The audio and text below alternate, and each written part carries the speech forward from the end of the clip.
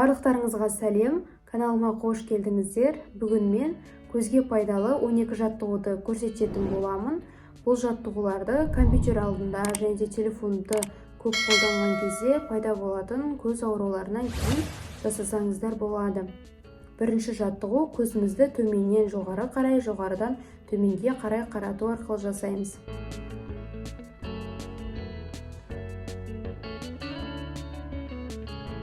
Екінші жаттығу көзімізді сағат тілі секілді тура және де теріс айналдырамыз.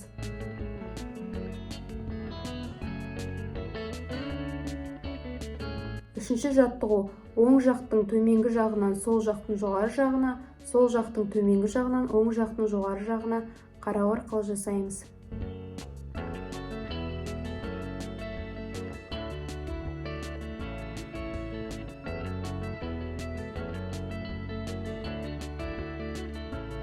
Төртінші жаттығу көзімізбен квадрат жасаймыз.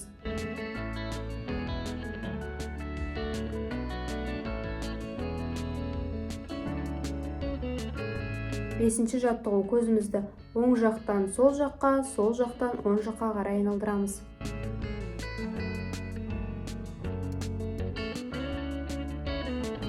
Алтыншы жаттығу көзімізбен қисық төртбұрыш жасаймыз.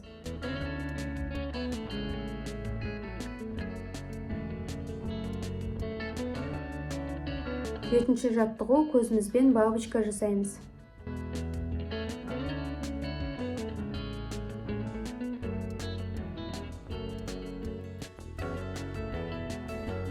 Сегізінші жаттығу көзімізбен S әрпін жасаймыз.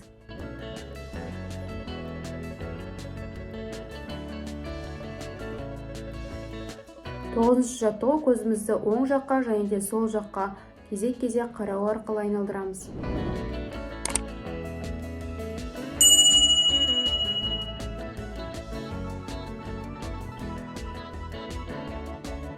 Оныншы жаттығу оң жақтың төменгі жағынан сол жақтың жоғары жағына, сол жақтың төменгі жағынан оң жақтың жоғары жағына қарау арқылы жасаймыз.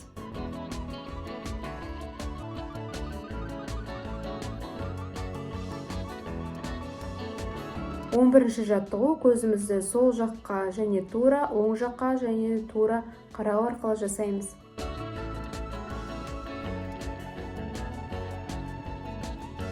12-ші жаттығу көзімізді оңға, солға, жоғары және де төмен қарау арқылы жасаймыз.